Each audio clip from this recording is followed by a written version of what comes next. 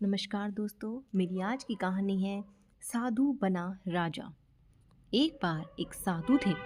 चलते चलते वह एक शहर के पास पहुँचे तो शहर का दरवाज़ा बंद हो गया। रात बहुत हो गई थी। वह साधु दरवाजे के बाहर ही सो गए। देवयोग से उस दिन उस शहर के राजा का शरीर शांत हो गया था। उनका कोई बेटा नहीं था। राज्य पाने के लिए कुटुंबी आपस में लड़ने लगे। कोई कहता मेरा हक है तो दूसरा कहता कि मैं राजा बनूंगा। अंत में सबने मिलकर यह निर्णय किया कि कल सुबह दरवाज़ा खोलने पर जो सबसे पहला व्यक्ति भीतर आएगा उसी को राज्य दे दिया जाए। ऐसा निर्णय होने से विवाद मिट गया। सुबह होते ही शहर का दरवाज़ा खुला तो सबसे पहले वह साधु भीतर गया।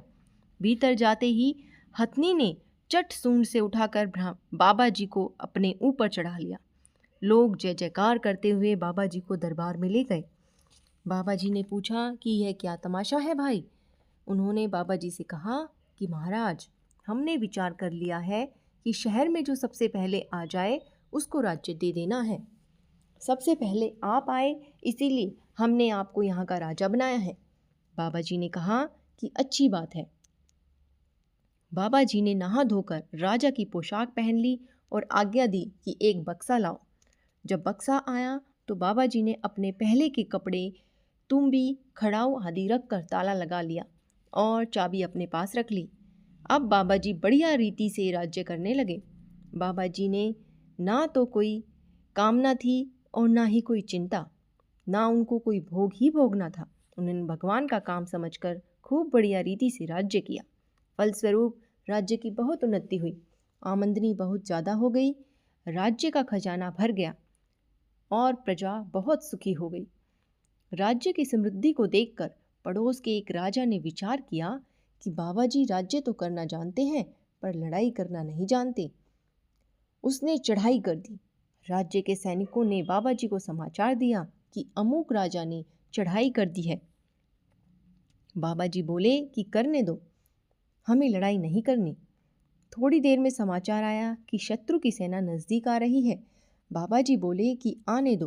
फिर समाचार आया कि शत्रु की सेना बिल्कुल महल के करीब पहुंच गई है। तो बाबा जी ने आदमी भेजा कि आप यहाँ क्यों आए हैं। पड़ोसी राजा ने समाचार सुना कि हम यह राज्य लेने आए हैं। बाबा जी ने कहा कि राज्य पाने के लिए लड़ने की क्या आवश्यकता है। बाबा जी ने आज्ञा दी कि मेरा बक्सा लाओ। बक्सा मंगाकर उन्होंने उसको खोला और अपने पहले के कपड़े पहनकर हाथ में तुम्बी ले ली। बाबा जी ने पड़ोसी राजा से कहा कि इतने दिन मैंने रोटी खाई, अब आप खाओ। मैं तो इसलिए बैठा था कि राज्य संभालने वाला कोई नहीं था। अब आप आ गए हैं तो इसको संभालो। व्यर्थ में लड़ाई करके मनुष्य को क्यों मारे। इस कहानी का तात्पर्य यह नहीं है कि शत्रु की सेना आए तो उसको राज्य दे दो।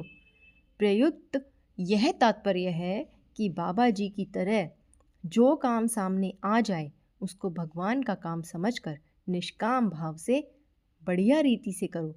अपना कोई आग्रह मत रखो। धन्यवाद दोस्तों। अगर आपको मेरी ये कहानी पसंद आई हो तो इसे लाइक और शेयर करें और मेरे चैनल अक्षत स्टोरीज़ को सब्सक्राइब करें ताकि मेरी आने वाली स्टोरीज़ के नोटिफिकेशन आपको मिलते रहें।